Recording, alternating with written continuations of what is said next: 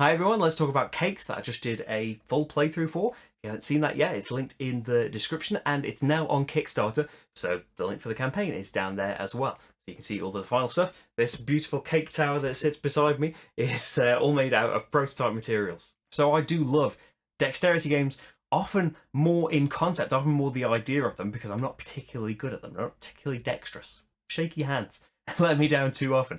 But I'll say that in the past, things like Cat Tower and Rhino Hero, I've surprised myself at being half decent at them. And Cakes follows on in their footsteps, but kind of just the fact that the whole thing is in your hand completely changes the dynamic. That you've got the element of you trying to fold these cards up and get the layers just in the cake itself, but the whole cake is resting on how well the hand holding the plate could keep it all together, especially as that tower starts to get up to the 6-7 layers and maybe even higher. It starts to get incredibly precarious, especially if you have gone the speedy route and you have had to maybe sacrifice the neatness of how you've put those sponge cards in there. You've just kind of cobbled them all together just so you can get there as quickly as possible, and now as you get up to these high layers you start to realise your mistake and that it's going to come crashing down on you.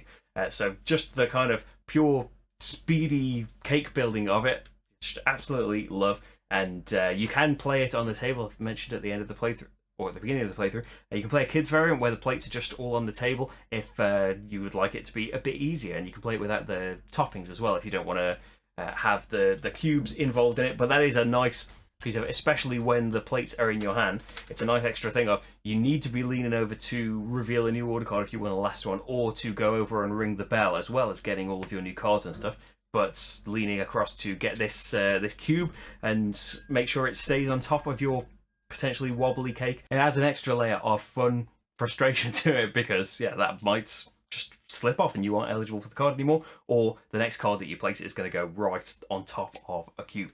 Apologies for the breaks in things. Fans reversing can be really, really loud with their beeping. So yeah, I really like it, as well as all of the speedy order grabbing. There is kind of this, not secret objective, there's this alternate mode of play that can be happening at the same time as everybody else. So if you aren't particularly good at trying to go as quickly as you can to grab these orders, you can go for the slow, methodical approach and just try and get your cake to be 10 layers high. And if you manage it, the game just ends, and all of the points that everyone earned for their order cards just comes to nothing. You win outright if you manage to get it that high.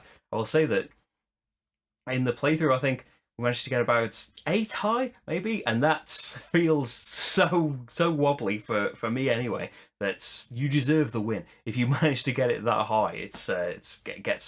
It just starts swaying like crazy, and once you start to try and correct that with how you're holding the plate, just personally, I've never managed to recover as soon as the cake's had enough. It's just going over. But yeah, I like that there are those two dueling things that can be happening at exactly the same time, and as well as having the kids variants where you can have the plates on the table and stuff, just include more and more people, which is what you would want for this. But yeah, explain in the playthrough.